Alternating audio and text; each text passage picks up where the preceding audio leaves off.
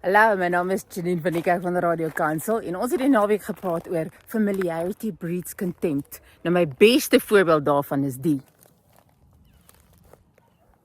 My hardloopskoene. Onthou jy daar in die begin toe ek my hardloopskoene vir jou gewys het? Toe was hulle blind spinking nuut gewees en ek was so trots daarop. Man, ek het hulle al ewig gewas en ek het daar gehardloop op die skoon dele van die pad.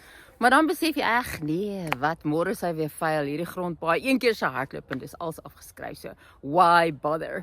En familiarity breeds contempt is presies dit. Weet jy wat contempt beteken? Dit beteken minagting, om iets minder te ag is in die verlede. Want dis wat gebeur, jy leer iemand ken en as jy hulle leer ken, dan sien jy die goeie goed en jy's beïndruk deur hulle en jy's lief vir hulle en al daai dinge. En dan, soos wat jy hulle beter leer ken, begin die slegter goeders al hoe meer prominent raak in jou siege. Jy begin al hoe meer raak sien, totdat jy kom op 'n plek waar dit maak nie saak of hulle 10 goeie goed doen nie. Een slegte ding, en dis al wat jy raak sien. En dan lees jy Markus 6 vers 4.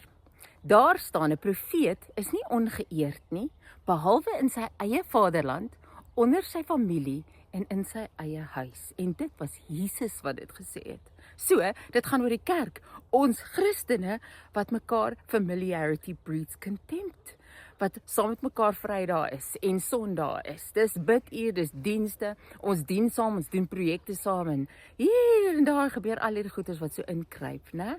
Dis die een deel daarvan. Die ander deel daarvan is, dis Jesus wat dit gesê het.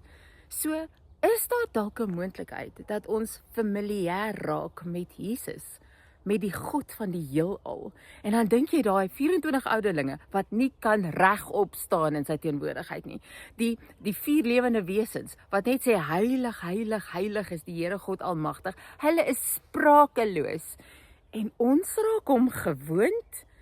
Iets is fout as ons gewoond kan raak aan die koning van die heelal. Daar is nie so iets soos familier raak met hom. Hy is nie hy of jy of al daai tipe van goeders wat ons hom noem nie. Hy is eerbiedwaardig en die vrees van die Here is die begin van alle wysheid. So, ons sal mekaar eer en bovenal sal ons God eer, sodat familiarity does not breed contempt. Nou ja toe, dis harde werk, is nie 'n maklike een nie, maar dan hardloop en oefening is ook nie. Ons gaan doen dit in elk geval.